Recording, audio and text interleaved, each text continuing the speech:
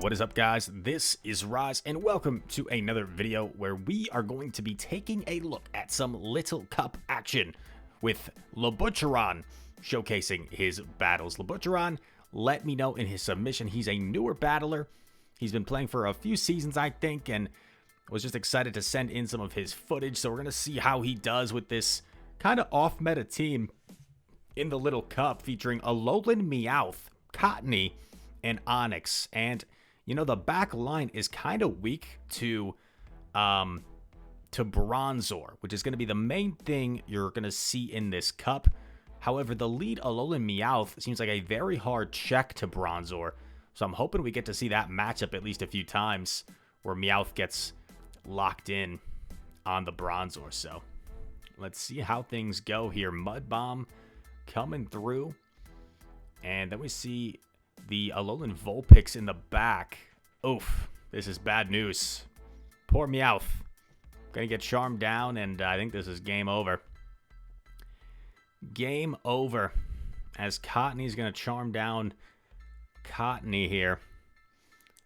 Labutcheron recognizing it's over and a tough game to start. But here we go. Searching for the next opponent here. Battle starting. And we got a Swablu. How cute, dude. Swablu. By the way, guys, let me know as we see the hard swap into Steelix met by an Aaron. Oh my gosh, dude. This is so crazy. And once again, I see that these Pokemon are single moved. Editor Chris, we can't blame him because he was going off the submission in which the user submitted that these Pokemon had two moves. And we can't blame Editor Chris for putting the graphic to what the submission artists submitted. So we see Onix flip switch. In comes a Scratch Purloin. I think Purloin wants to run Feint Attack in this meta, as Mr. Cottony should be able to just charm everything down. What amazing battles we are witnessing as Swablu uses Ice Beam. And I gotta say, guys, as we go through battle number 2, if you guys feel like you could provide even more insane battles than these, feel free to send me your submissions, link in the description, because I am personally playing a lot of my battles off stream this week because I don't quite have the mons to compete in these two leagues, Master League and Little Cup. So I'm running some kind of crazy teams off stream, losing a lot of elo for the sake of grinding some dust, because I am confident even if I've lost, I would have been, I think, top 50 on the leaderboard at 2991 just over Go Battle Day. And by playing these two metas, I've been running some nonsense. So I wouldn't say it's tanking, which is kind of frowned upon by some people, but it's kind of like I'm playing knowing I don't have the mons to compete, and I'm hanging around and losing a lot of elo and getting dust in the process, because I am a little bit starved for Stardust. So when I start streaming back again on Wednesday, probably, when it goes back to Great League, it'll kind of be like starting all over again. And I think we're currently, actually, what's funny, I'm currently back at my same starting elo that I was at the start of the season. And nice catch here from Labutcheron onto the Onix. And I know that some people get discouraged over the course of the Go Battle League season. So, that could be a theme for another video. Maybe next week. Because I was at 2991. I was right there for Legend. And I've tanked about 500 points in these new leagues. So, I think it'd be a good, like, relatable type thing for people to see. It's not the end of the world if you lose a lot of elo. It'll be good to show that we can get it back. Oh my gosh, as Cottony just destroys the Dino in the back with a few charms. But yeah, 2501 was my starting elo. We actually started at veteran. And we're back at 2501 after a few days of running level 40 Mons in the Master League. And once again, I see some people complain on Twitter and stuff about Master League not being accessible, and maybe that's a little bit more justified now after the recent developments and announcements from Niantic. However, I'm not someone that's going to complain about it because I know that I've invested a lot of my Stardust and a lot of my resources in Great League Pokemon. I do Sylph, right, where I'm building a ton of Mons each month for the different Sylph metas. So whatever that may be, like a normal cast form I recently built, or like a Lit Leo for a different meta. Sometimes things that require a lot of dust.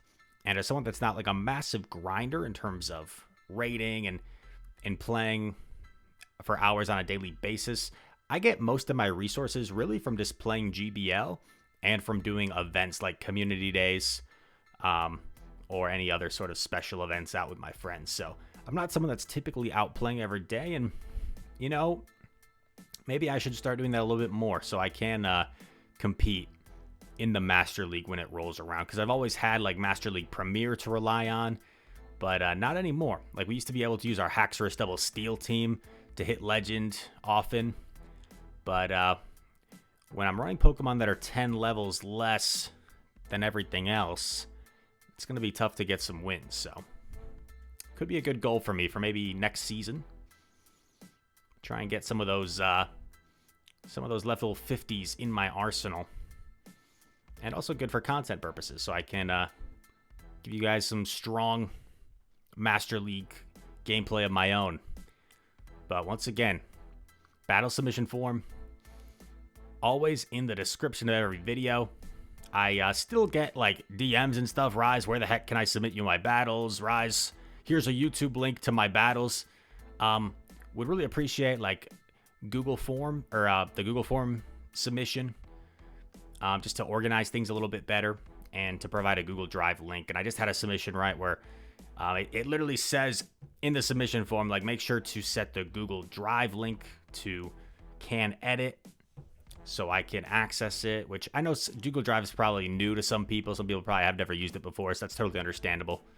But sometimes I had to add the contact in the battle submission form because there were too many people that would send me a great submission, which I'm really appreciative for, and then the link doesn't work. So then I have to try and reach out to them, and oftentimes I couldn't find a way to contact them if I just had their IGN. So yeah, just make sure those links work. Test them out, right? If you're gonna submit it to me, make sure you probably like test it out yourself to see the link actually works. As we see Meowth trying to collect some wins here. Another nice catch from Labutcheron, catching the Leaf Blade on his cute little Cottony. In comes Execute, and Execute goes down. Oh, finally! I was on such a tangent. I don't know if we saw it before, but I don't remember seeing it. And finally, Meowth, that's right, gets to shine and is locked on the Bronzor. Bronzor, the most annoying Pokemon. Oh, gonna disrespect the Psyshock. Labutcheron, you crazy trainer, bro. Look at Labutcheron. 2-shield flexing on his opponents in rank 20. He's on his way, man. Labutcheron, this is his villain origin story. And this matchup pretty good for Meowth because there's no sub-dark typing on Skorupi like his older brother Drapion. Oh gosh, that's not good. Sludge Bomb. Doing tons of damage. If there's a Bronzor in back, this is over. But there's a Chikorita. So we're going to swap into Cottony. Let's see what happens here. Probably going to take the first. If they're weak to Onix in back, could still win this. Because you can take another move here. And what's in the back? It's a Dino. Dino. Oh my gosh. 3 charms. And you're out. Yikes, dude. Labutcheron 1337. Disrespecting the Dinos with that Cottony. Swaps into Onyx here. I guess wants to lure something out, maybe. Going for the Rock Slide. This will guarantee the KO, where the shield gets the shield. Santum would have been really nice, because I think you actually would have either simul KO'd there or won that matchup. Comes in with Meowth. Shields and bites down. In comes, oh my gosh, what? Those bites do so much. Shieldon, okay. Let's see how bulky Shieldon is. Like, pretty bulky, but not quite as bulky as Bastiodon would be. And I have no idea what fast move this is, to be honest. What fast move is this? I have no idea.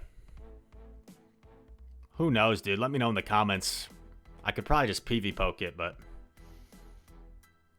what fast move does little Mr. Shieldon run? Little Butcheron catching this Snorlax. This has been a pretty casual video. I've been like talking about random things. And oh, I thought it was a Nundo for a sec. And look at that. Butcheron gets his starting elo of 1981. Very nice. Fun little kind of just casual video where I talk to you guys. And I have gotten a few tweets, people wanting me to make like a reaction video to Niantic'S changes they decided to implement of limiting raid passes, remote raid passes to 5 used for a day, and increasing the price. And I think there's a lot of outrage on Twitter and everything. And I don't know, man. I have opinions myself. I have opinions on a lot of things, whether it's like politics and Pokemon Go. But I think overall, we do love this game. A lot of people are really outraged because a lot of people, that's pretty much how they play this game, is they just remote raid a lot. And for them to be capped at 5 when maybe they're used to doing like hundreds per day, that's totally changing how they play this game. So I can understand how that could be really upsetting to some people. I'm personally someone that doesn't raid nearly that much, so this won't, in terms of directly, in terms of like how much I raid, it's not going to affect me personally, but I know it will affect me in terms of maybe the kind of the reach. And there probably are going to be some people that stop playing this game as much or maybe at all because of these changes, and that makes me sad because I'd love to see this game grow even further. So that's probably my biggest, oops, my alarm's going off, my biggest bone to pick with the changes is maybe not taking into account how a lot of the players feel. But I also do understand like the median player, like they talked about, I think they worded it kind of weird in that interview if you read that, saying like the median player is like a Singaporean grandma who like walks and plays with her friends. But I think there are a lot of people like me that are going to go meet up with friends on like raid hours and community days and play in person as their main source, and they're not doing like 100 raids a day. So I don't know. I don't want to upset anybody.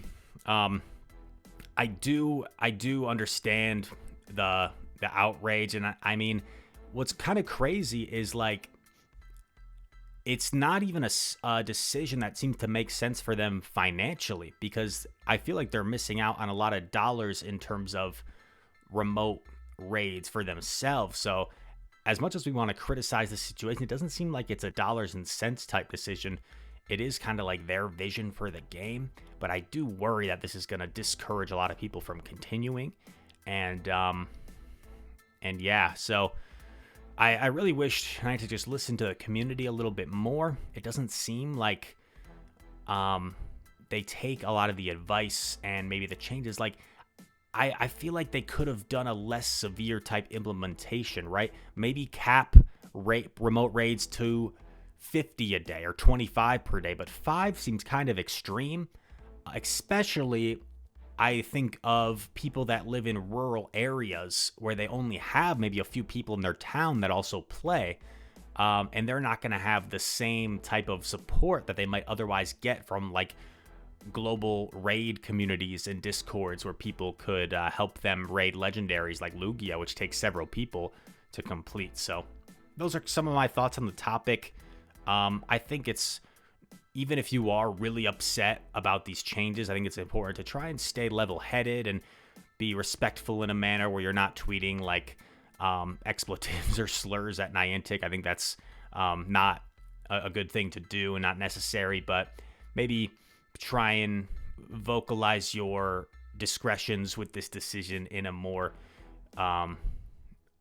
in a more classy way, where you can articulate your points in a respectful manner. So anyway, those are some thoughts on the thing. Let me know what you guys think in the comments, but try and keep it PG-13 and let's not go on these crazy tangents where we're just bashing without really providing any sort of worthy criticism. And I think that's, I don't want to get too much off topic, but I think that's something we see today, even outside of Pokemon Go and politics and in life, where people don't like things and it's suddenly like they just get super emotional and nothing gets done, or nothing's productive, because instead of saying, how can we fix this problem, or instead of saying, I disagree with your solution to this problem, we should do this and incorporate this instead, it's just, you're bad, you're evil, this is wrong, like, I'm not talking to you. And that's not the way to go about things. I think people should be able to discuss and have a rational discourse and be productive. So